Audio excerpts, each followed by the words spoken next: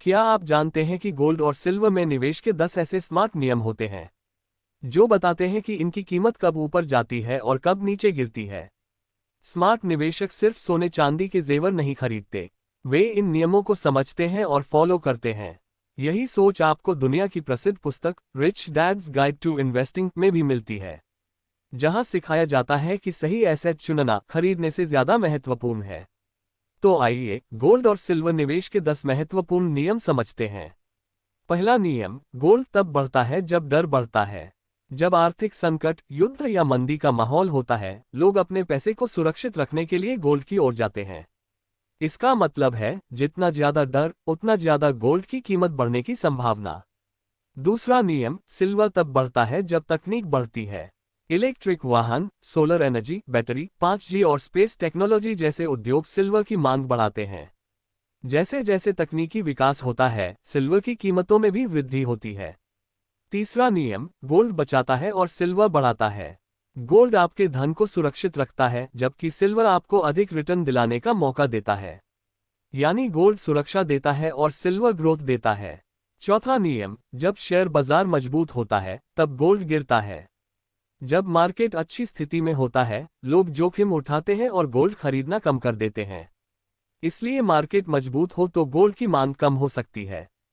पांचवा नियम, जब उद्योग धीमे होते हैं तब सिल्वर गिरता है। सिल्वर का उपयोग उद्योगों में होता है, इसलिए जब मैन्युफैक्चरिंग या टेक उद्योग धीमी गति से चलते हैं, सिल्वर की मांग और कीमत दोनों कम हो सकती है। छठा नियम, ज्वेलरी को निवेश समझकर कभी न खरीदें।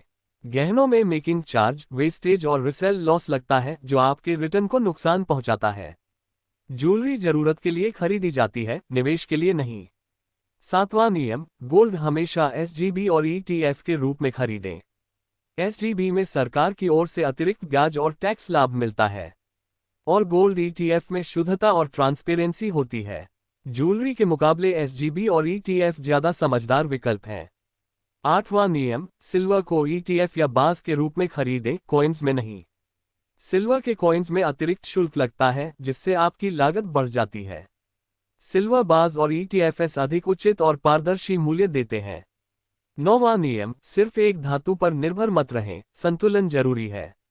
स्मार्ट निवेशक केवल गोल्ड या केवल सिल्वर नहीं खरीदते, वे पोर्टफोलियो बनाते हैं जिसमें दोनों शामिल होते हैं।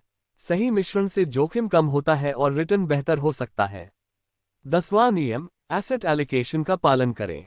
अंतर्राष्ट्रीय धन रणनीतियों के अनुसार गोल्ड को लगभग 10 से 15% तक पोर्टफोलियो में रखना अच्छा होता है, और सिल्वर को लगभग 3 से 5% तक। गोल्ड से सुरक्षा मिलती है और सिल्वर से वृद्धि का अवसर मिलता है। जैसे कई वैश्विक निवेशक और पोर्टफोलियो विशेषज्ञ संतुलित रणनीति अपनाते हैं, वैसे ही गोल्ड और सिल्वर को साथ रखना भी स्मार्ट निवेश का तरीका है। ये सिर्फ खरीदने का मामला नहीं, बल्कि सही संतुलन का निर्णय होता है। अंत में याद रखें, ज्यादातर लोग ज्वेलरी खरीदते हैं, लेकिन स्मार्ट निवेशक मूल्य खरीदते हैं। गोल्ड आज की सुरक्षा है, सिल्वर कल की वृद्धि है। स्मार्ट निवेश यह नहीं कि आप क्या खरीदते हैं, बल्कि कब और कैसे खरीदते हैं। यदि आप प्रोफेशनल तरीके से निवेश सीखना चाहते हैं, तो हमारे चैनल को सब्सक्राइब करें, बेल आइकन दबाएं, ताकि आपको हर नया स्मार्ट इन्वेस्टिंग वीडियो समय पर मिल सके। और कमेंट में लिखें, मैं स्मार्ट एलोकेशन चुनता हूं। ये सामग्री केवल शिक्षा के उद्देश्य के लिए है। गोल्ड और सिल्वर दोनों में